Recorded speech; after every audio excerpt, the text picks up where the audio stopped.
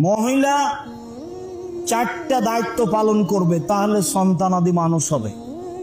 এক, শিক্ষা, উনি জানুক আর না জানুক চেষ্টা করবেন। দুই, শিষ্টাচার। শিষ্টাচার কি জিনিস? এই নখ বড় কেন? নখ বড় কেন? এই মাথার চুল এভাবে খোপা করেছো কেন? ওভাবে খোপা খুলো। এই হাতে এভাবে মেহেদি দিয়েছো কেন?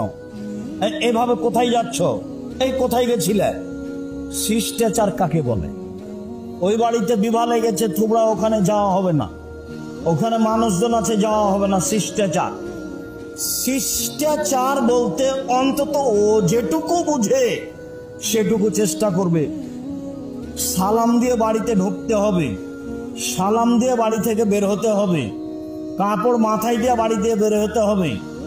মেয়ে মানুষ মানে পায়জামা পরবে, জাঙ্গিয়ে, হাফ প্যান্ট নয়।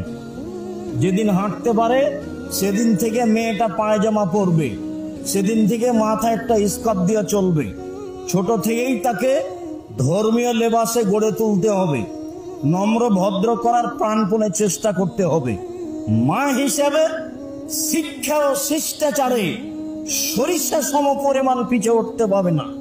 ওই যদি উলা ডঙ্গির মতো এইদিকে হাঁটে একবার, ওইদিকে হাঁটে একবার, একবার ইস্টা জালসা দেখে, তো তার মেয়ে কি শিখবে? এগুলো দিয়ে একটা পরিবার গড়া যাবে না। মাকে আগে সুন্দর সংশোধন হতে হবে, তাহলে পরিবার সুন্দর হবে। এক, শিক্ষা। দুই, শিষ্টাচার। তিন, চিরুনি মানে সাজগোজ করে রাখা। বাচ্চাকে পরিপাটি করে রাখতে হবে, এলোমেলো রাখা যাবে না।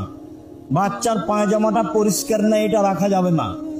বাচ্চার গায়ের জামাটা পরিষ্কার নেই, এটা রাখা যাবে না। ঝকঝকে করে পরিষ্কার করে রাখতে হবে, এটা মায়ের জিম্মেদারি। মা যখন বাচ্চাটা জামাটা গায়ে দিবে বাচ্চার, তখন কোন হাত আগে ঢোকাবে? ডান হাত আগে ঢোকাবে, বিসমিল্লাহ বলে। জুতা পরানোর সময় মা কোনটা জুতা পরাবে? ডানটা। মা যখন খুলে নিবে তখন কোনটা খুলবে?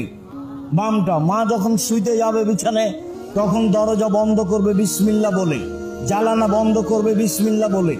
খাদ্যের পাতিল, তরকারির পাতিল, ভাতের পাতিল, আটার পাতিল সব ঢেকে রাখতে হবে। আল্লাহ রাসূল বলছেন কতগুলি বালা মুসিবত রাতে চলে, সেইগুলো খোলা খাদ্যের উপর মধ্যে ঢুকে যায়। সেইগুলি যদি কেউ সকালে খায় তাহলে সে অসুস্থ হয়ে পড়বে। এটা আল্লাহ রাসূল বলছেন, বুখারী মুসলিমের হাদিস। জরুরি বাতি ছাড়া, জরুরি বাল্ব ছাড়া সব অফ করে শুইতে হবে। টয়লেটে বাল্ব জ্বলছে, ওটা অফ করতে হবে। আগ্নেয় অপ্রয়োজনীয় বাল্ব আছে, সেটা অফ করতে হবে। ঘরে বাল্ব চলছে অপ্রয়োজনীয়, সেটা বাল্ব অফ করতে হবে। যেটা জরুরি খুব রাতেও লাগবে সেটা ব্যতীত সব অফ করে ঘুমাতে হবে। অফ করার সময় বিসমিল্লাহ বলতে হবে।